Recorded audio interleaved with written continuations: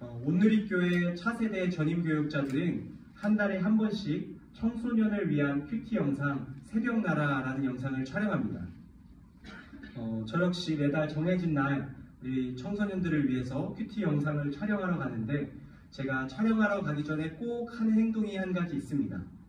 그것은 바로 미용실에 들러 이발을 하는 일입니다.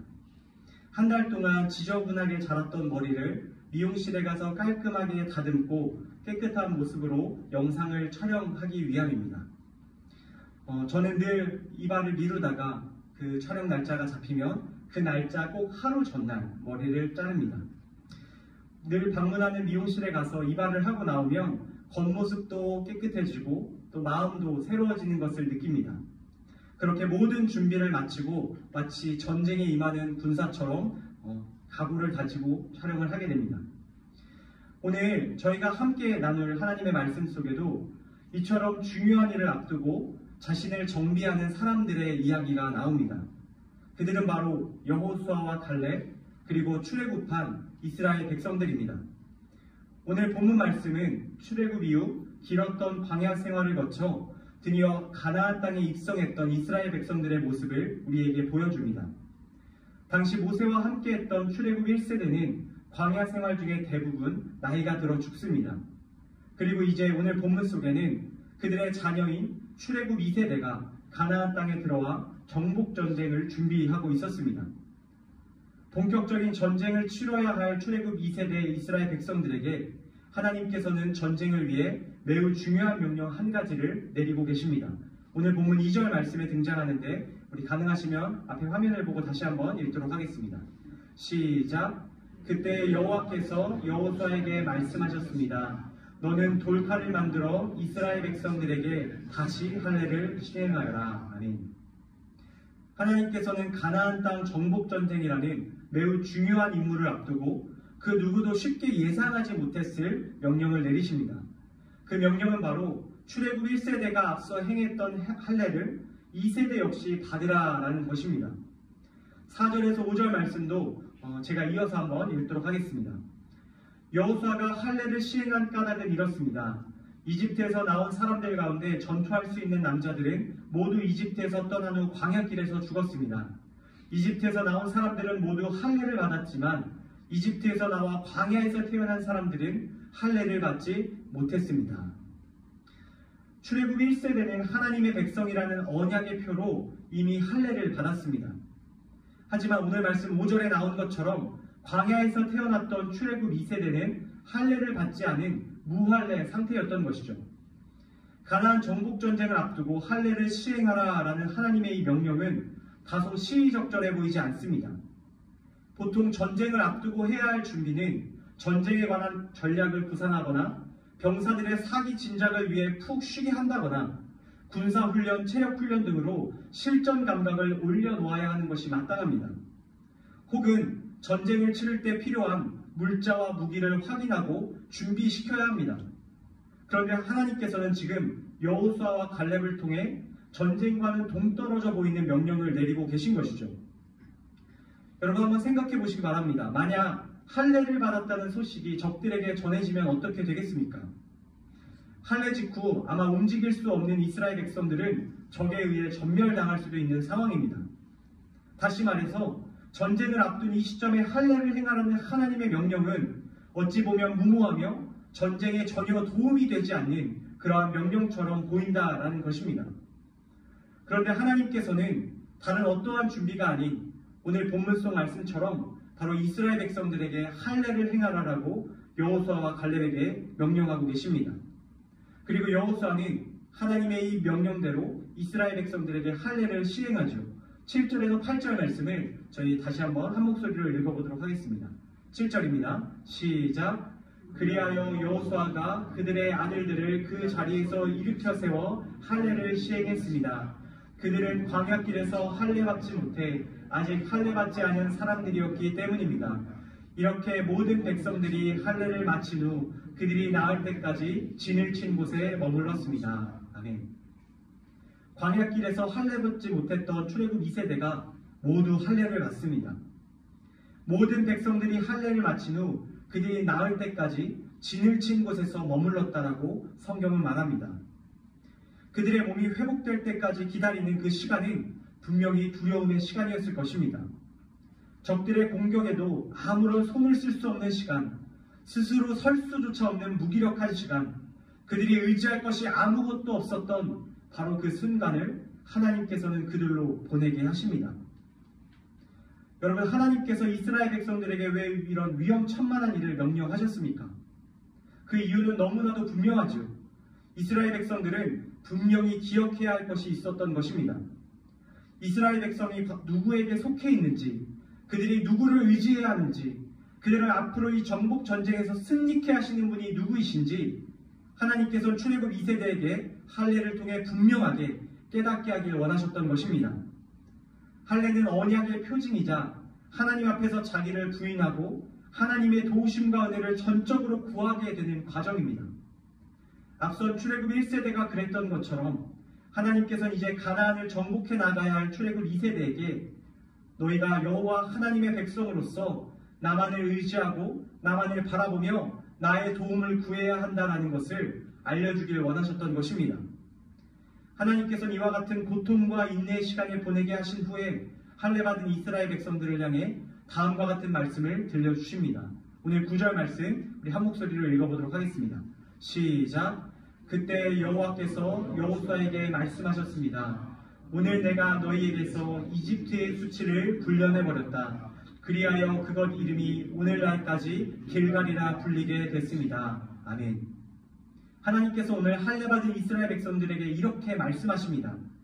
오늘 내가 너희에게서 이집트의 수치를 굴려내버렸다. 여러분, 이것이 무슨 뜻입니까?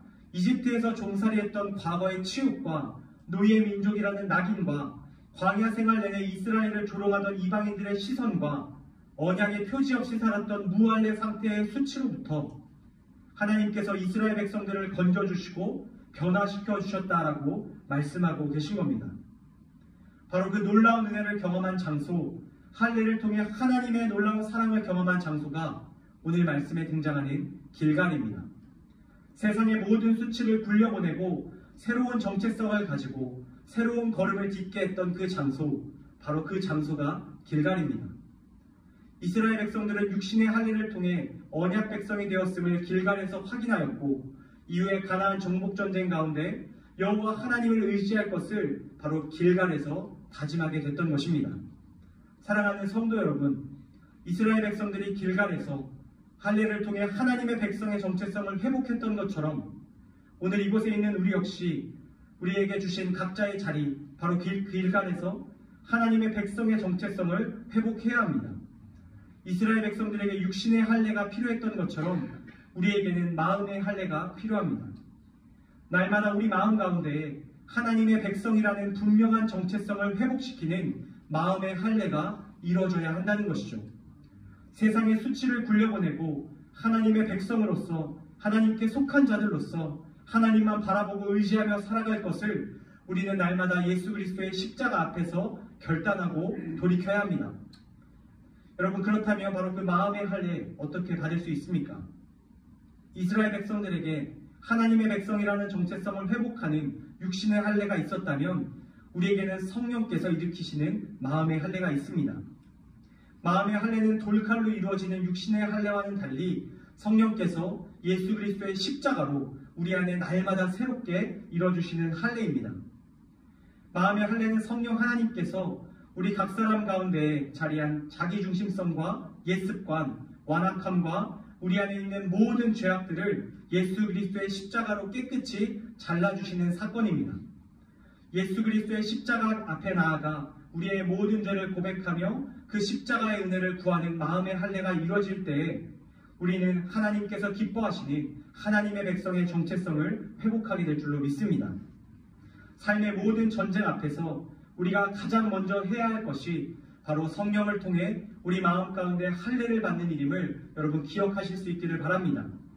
날마다 예수 그리스도의 십자가 앞에 나의 모습을 발견하고 성령을 통해 날마다 하나님의 백성으로서의 그 정체성을 회복하며 나아갈 때에 우리는 비로소 삶의 모든 전쟁을 치러낼 수 있고 승리할 수 있게 됨을 믿습니다. 바라기는 저와 여러분 모두가 삶의 전쟁터 앞에서 길갈 앞에 나아가 하나님의 놀라운 은혜를 경험하는 저와 여러분들 되시길 간절히 소망합니다. 오늘 말씀을 맺으려 합니다. 오늘 말씀 마지막에는 하나님께서 길갈에서 할례를 받고 정복전쟁을 준비하는 이들에게 또 다른 놀라운 은혜를 경험시킨 장면이 나옵니다. 오늘 본문 마지막 10절에서 12절 말씀을 우리 조금 길지만 함께 한 목소리로 읽도록 하겠습니다. 시작! 그날 14일 저녁 이스라엘 백성들은 길갈에서 진을 치고 있는 동안 여리고 평지에서 유월절을 지켰습니다. 그리고 유월절 다음 날부터 그들은 그 땅에서 난 것을 먹었습니다. 그날 그들은 무교병과 볶은 곡식을 먹었습니다. 그들이 그 땅에서 난 것을 먹은 다음 날 만나가 그쳤습니다. 이스라엘 백성들을 위한 만나는 더 이상 없었습니다. 그 해에 그들은 가나안에서 난 것을 먹었습니다. 아멘. 할례받은 이스라엘 백성들은 길갈에서 유월절을 지킵니다. 애굽에서 시작한 유월절 그리고 가나안에서 지키는 유월절, 바로 이 40년의 광야 생활을 마치는 순간입니다. 동시에 하나님께서는 그동안 하늘로부터 공급하셨던 만나를 멈추시고 이제 그 땅에서 난 것을, 그 땅의 소산을 이스라엘 백성들이 거두어 먹게 하십니다. 하나님께서 약속하신 약속의 땅 가나안에서 정착민으로 살게 하시겠다라는 의미입니다. 여러분, 이것은 이제 이스라엘 백성이 어린아이와 같이 하늘로부터 오는 만나만 구하는 그러한 생존을 위한 은혜가 아닌 가나안의 소산을 거두며 하나님께서 맡기신 일을 감당하는 귀한 사명의 공동체로 변화되었음을 이야기하고 계신 겁니다. 하나님께서는 만나만 바라는 삶이 아닌 하나님께서 보낸 그 땅에서 최선을 다해 그 땅을 일구며 살아갈 것을 오늘 하나님의 백성들에게 이야기하고 계신 것이죠. 사랑하는 성도 여러분, 우리는 오늘 이 마지막 말씀을 통해 또 한 가지 중요한 사실을 기억해야 합니다. 하나님께서 우리가 서 있는 곳 길갈에서 날마다 마음의 할례를 통해 우리가 누구인지 깨닫게 하시고 이제는 나아가 우리를 보내시는 그 모든 땅에서 우리가 그 땅을 정복하고 그 땅의 소산을 먹기를 원하고 계신다라는 것입니다. 즉, 각 사람에게 맡겨주신 삶의 모든 영역에서 이제는 하나님의 백성의 정체성을 가지고 최선을 다해 살아가며 책임감 있게 맡겨진 일을 감당함으로 세상의 빛과 소금의 역할을 감당하길 원하고 계신 겁니다. 바로 그 모습을 통해 얻게 될 그 땅의 모든 소산을 먹으며 하나님께 감사하고 영광을 돌리기를 하나님께서 오늘 이 말씀을 통해 우리에게 요청하고 계십니다. 바라기는 저와 여러분 모두가 날마다 마음의 할례를 받고 하나님의 백성으로서의 정체성을 회복할 뿐만 아니라 이제는 하나님께서 보내시는 그 땅, 가정과 일터와 교회와 삶의 모든 영역 가운데에 하나님이 맡기신 귀한 사명을 감당하고 그것을 통해 하나님께 영광 돌리는 아름다운 하나님의 백성들 되기를 주님의 이름으로 축복합니다. 말씀을 맺습니다. 사랑하는 성도 여러분, 오늘도 하나님께서 우리를 길갈에서 만나주시고 우리의 정체성을 새롭게 하시길 원하십니다.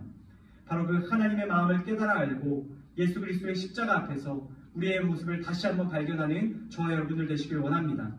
또한 우리를 보내신 삶의 그 자리, 우리가 정복해야 할 가정과 일터와 교회와 이 땅 모든 영역 가운데 하나님의 귀한 사명, 그 땅을 일구고 소산을 먹는 귀한 축복이 저와 이곳에 계신 여러분의 삶 가운데 가득하기를 예수님의 이름으로 간절히 축복합니다.